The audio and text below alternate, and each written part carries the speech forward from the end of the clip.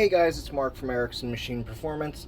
Today, I'm just doing a quick video. I'm going to show you how to put a Zeeltronic CDI in a Yamaha 760 ebox. Also, some of the little modifications I do to the ebox, taking out unnecessary stuff because this is really designed for a couch, shortening some wires. So, I'm going to show you that, some differences. Let's get started, guys.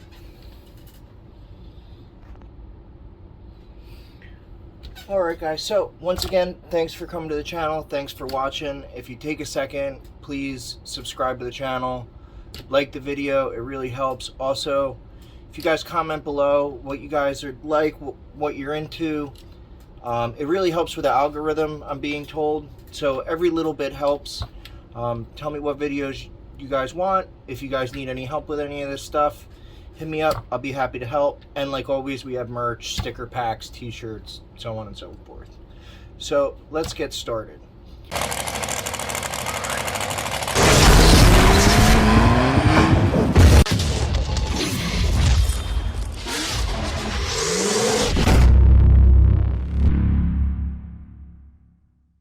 So the Zeeltronic CDI has really become, the industry standard in the past few years. I love them. I've been running them on basically everything. They're extremely reliable, which isn't something all that common with aftermarket ignitions. They're fully programmable. If you buy them from us, I'll write 2 programs for your setup for you, and you're good to go. There's 2 versions of them. So there's the PDCIS-A02T and the PDCIS-A02T. Basically, old version, new version.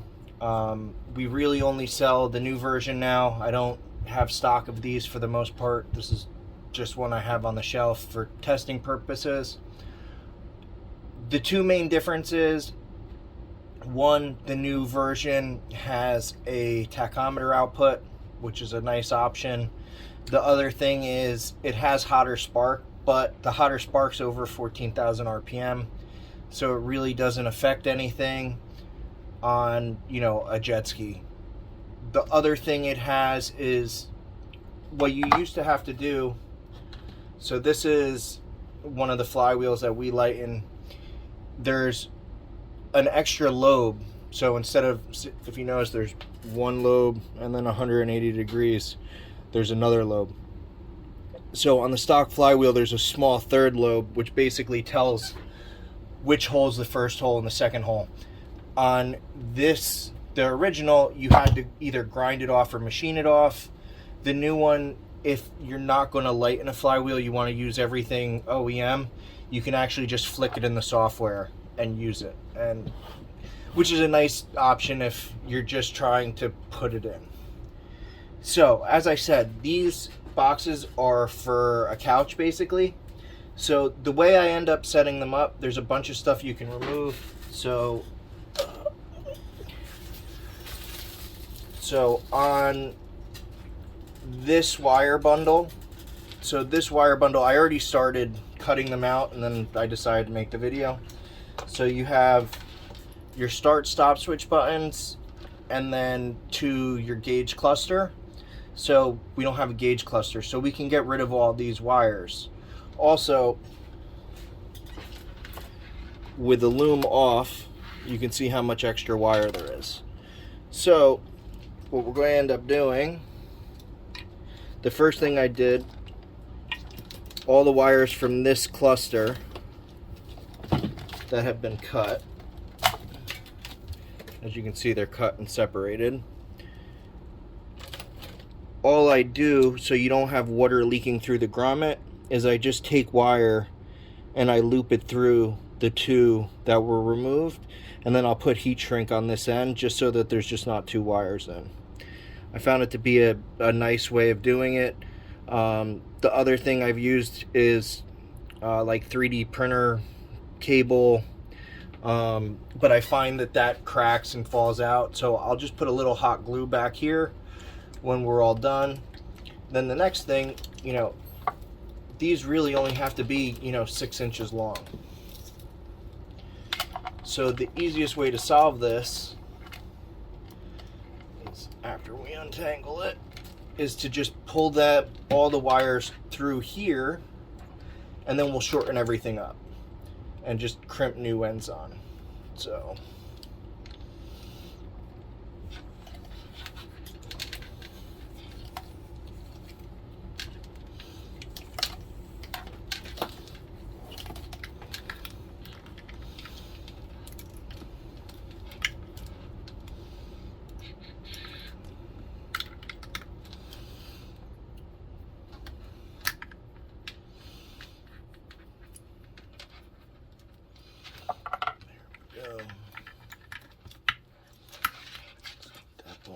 so this white wire needs to come in a little bit more. So then I just basically make them, 6-8 inches long, and I stagger them a little bit so that way the two aren't right on top of each other. So we'll go here, pull just so it's nice and clean, and now you can see nice and clean. Then all we'll do is we'll take the original corrugated tubing,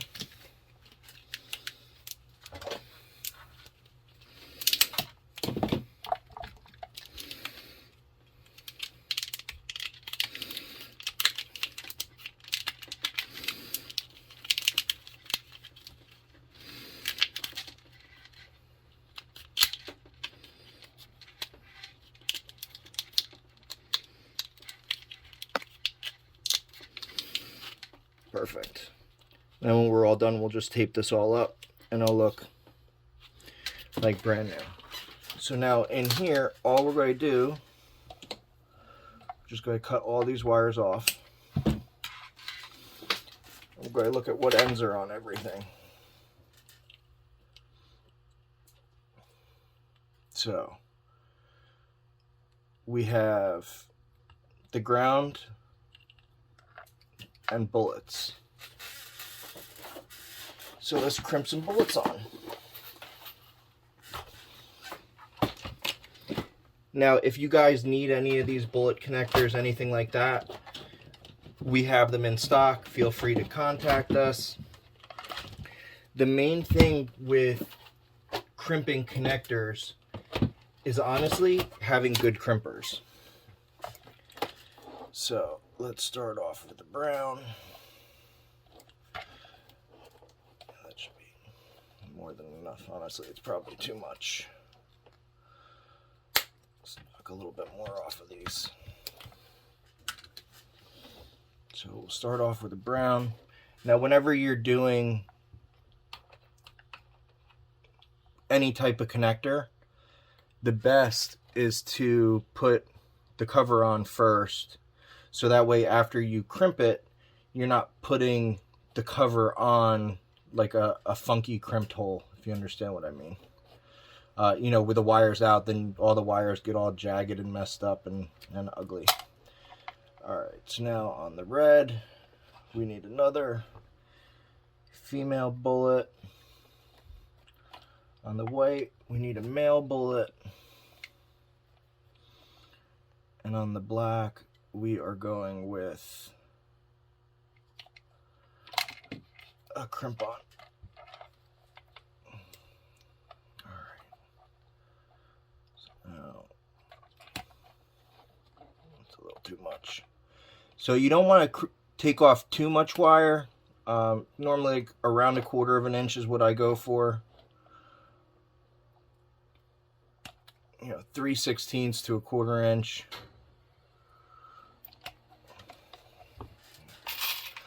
So we'll start off with the white, double check everything, white to white. Now I'll put a link down below to these crimpers. To have a good crimp, it really comes down to the crimping tool. If you're using something like this to crimp all your fittings, they're just not going to come out well. Great strippers, terrible crimpers. So now, all we're going to do, slide the wire in, crimp the one. Now if you see, zoom in, come on, perfect. Perfect crimp. Now, I flip it over to the round end, do the round end, and then I flip it back and just very lightly crimp this back over to give it a little bit of a curl. Focus. Perfect. So there's the first one back. Did I put on a defective boot?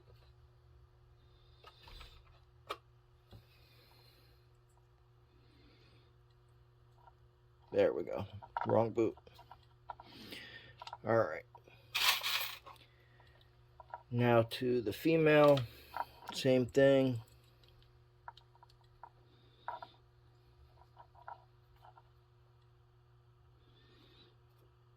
Make sure the wire, let me see if I can get that, doesn't make it to where you're crimping. You don't want to actually crimp the insulation. Focus. Perfect.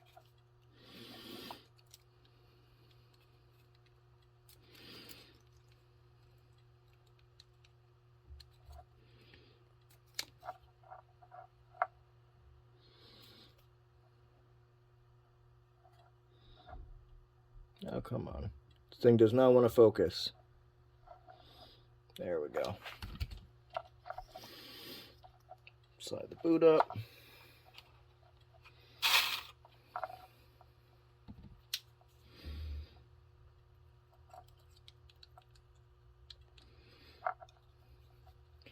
Now another option is if you aren't using a complete 760 box and you're just using the stator, one, you don't have to do this. The other thing is if you still have, you know, your Wave Blaster 1 or Superjet ebox, you can just grab the lanyard wires from that and you have a short setup instead of having to do all this. But I figured, considering I was doing it anyway, I might as well make a quick video showing it. Alrighty.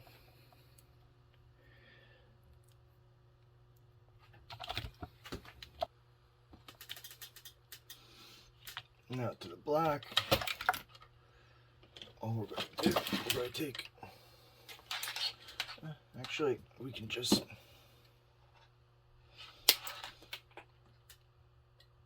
steal the bullet that was on this to not have to recrimp an extra one.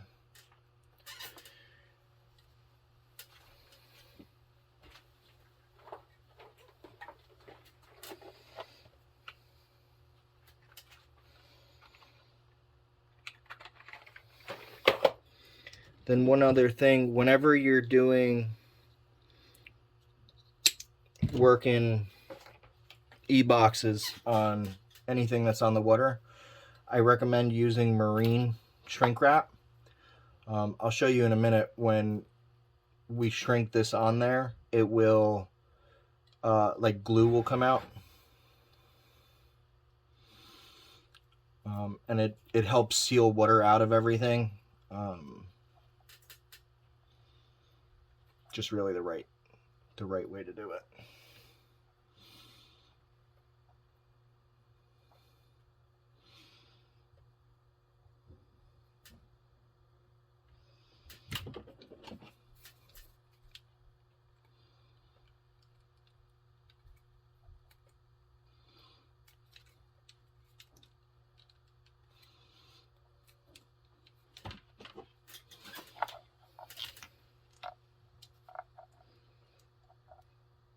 Or, you know, one, you have a perfect ground, and two, it never comes out. And then we'll put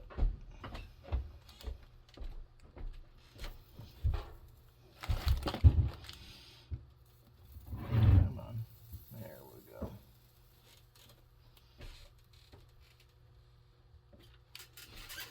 Perfect.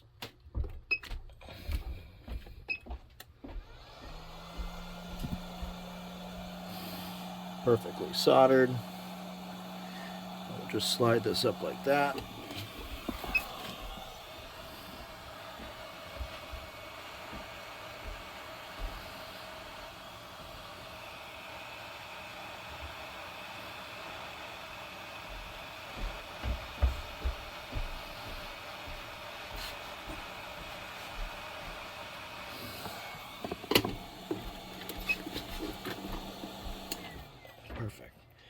Now if you see, let's see if it'll focus, see the glue sticking out? See the glue coming out of the end? It just seals them way better. So we have all the new ends on. I should have left that on to put the heat shrink on them.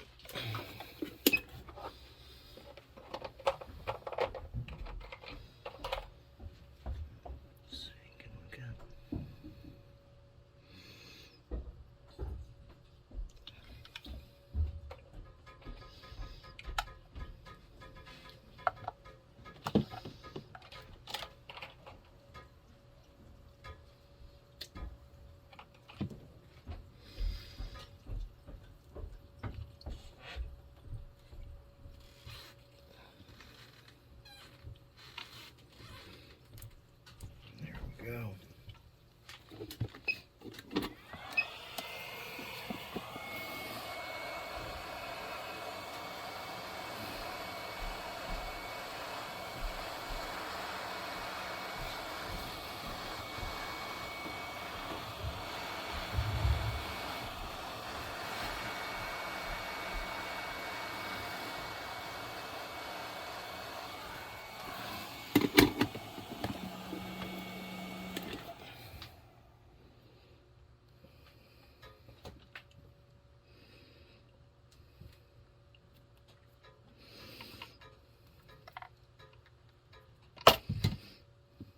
Perfect. There we go. So that is all set up. Let's get rid of the wires we're no longer using.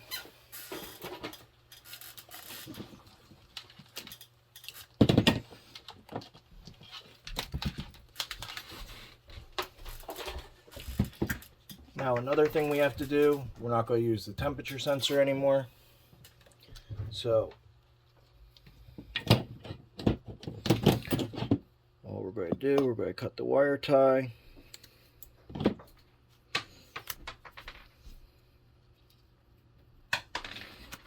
Pull it out. And then what I end up doing is I end up gluing in a vacuum cap.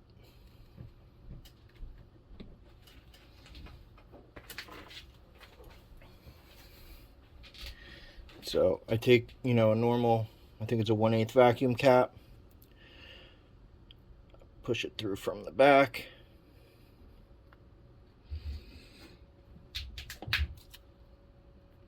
then I use thin CA glue, but you can use, any real super glue. Put a little bead around the front, a little bead around the back.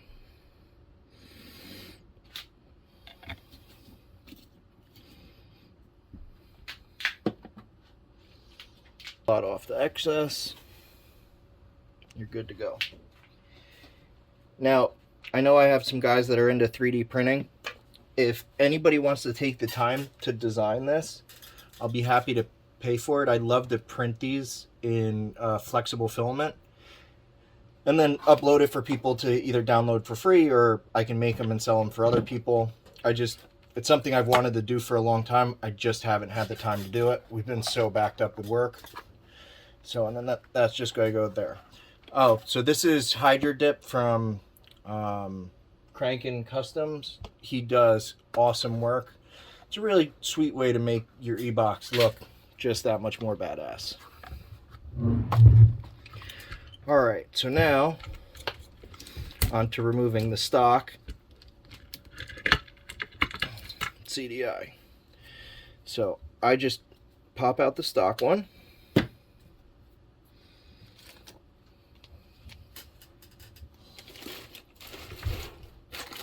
The one option you have, if you want, you can use the extension wire to program.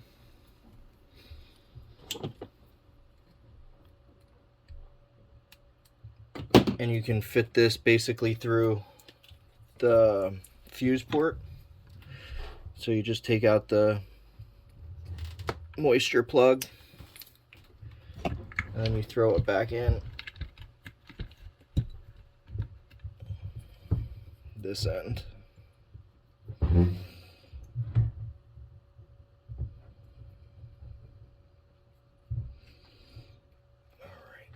So, how I do this, this goes like this. Feed this through. I bend these and run it like that. And this is how I found it to fit the best.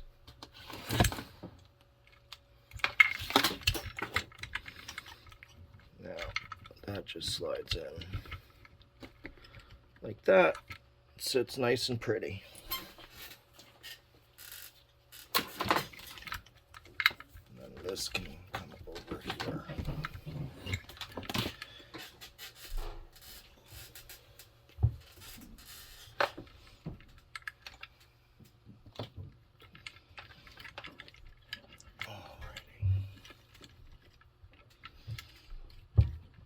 So now we got this power, this power, this power. And we need to go to a fuse. So all of these need to go together. So this is the stock fuse. So what I end up doing, I use this in line, and then I run a separate fuse just for the Zeel, which is a 3 amp fuse.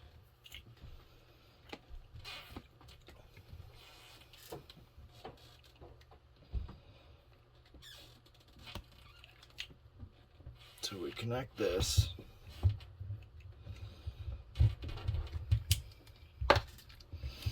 Start putting our grounds in place.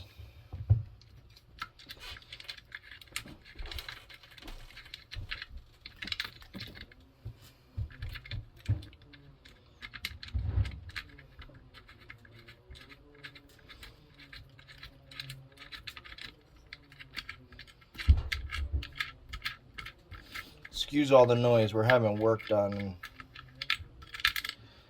Unfortunately, it's getting done today.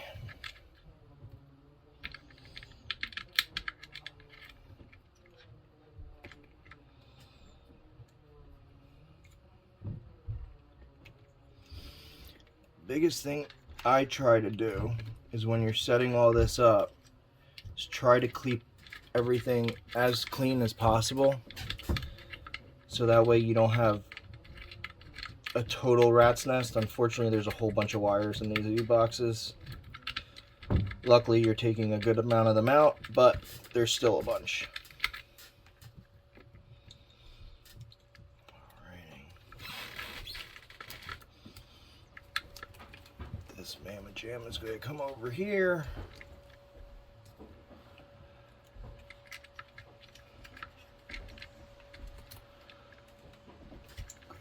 This big girl in here.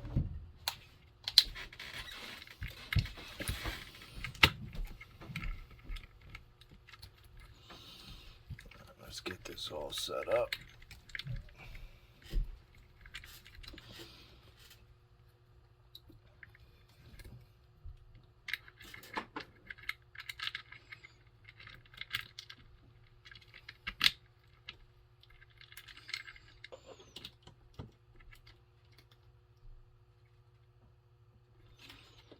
Brown, white,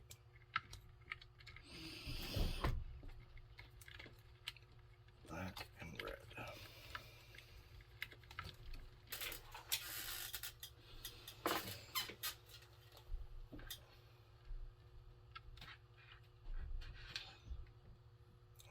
So we have, so this is the wire that we took off before.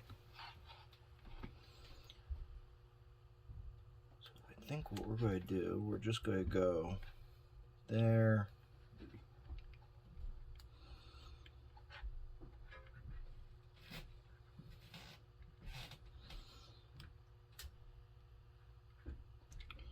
and then to fuse. Perfect. So, section we cut off, we're going to cut here.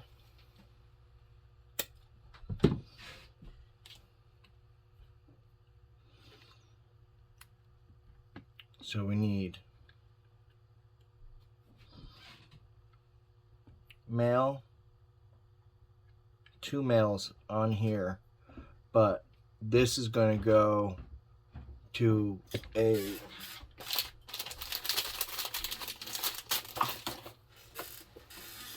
smaller fuse, a 3-amp fuse.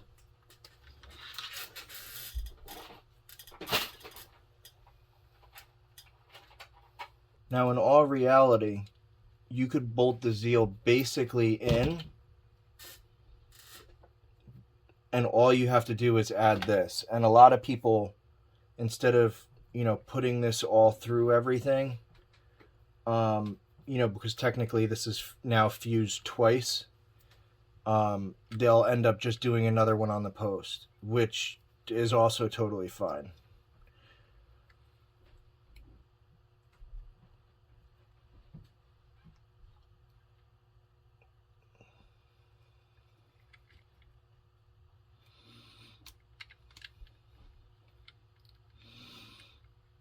There we go.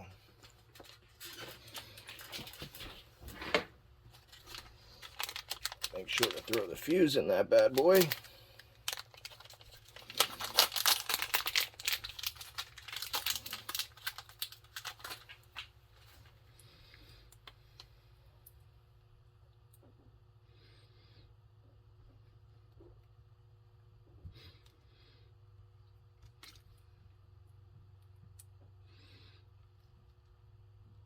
Perfect.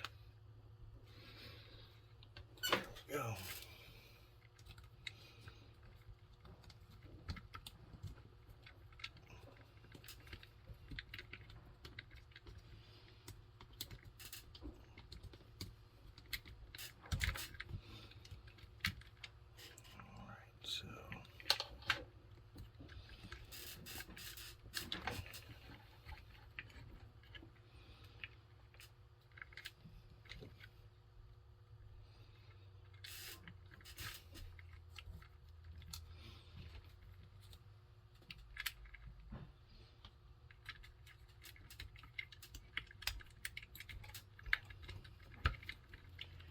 And really, this is just kind of finagling it a little bit so everything fits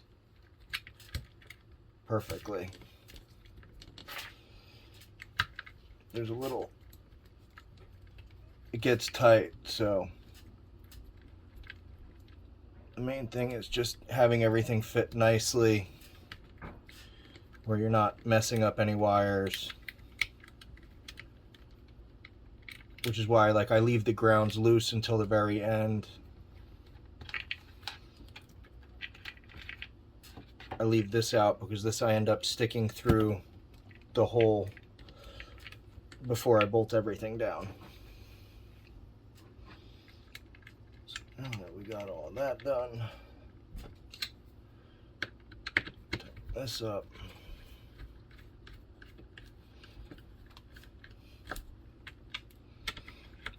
This up.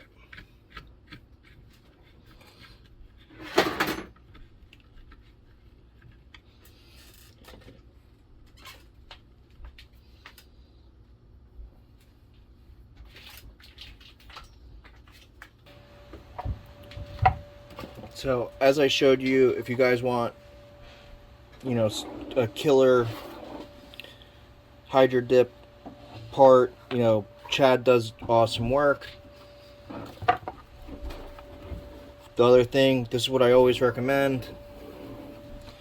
If you look here, this is the little thing for the fuse holder. I end up cutting them out. It gives you a lot of extra room in the ebox. So, you know, I just wrap the power wires down under 2. I feed the fuse through first. Then as I get close, I put the Zeel through, put the little delete that we made for where the temperature sensor was, hook the stator and the start stop, and and start wiggling it on down.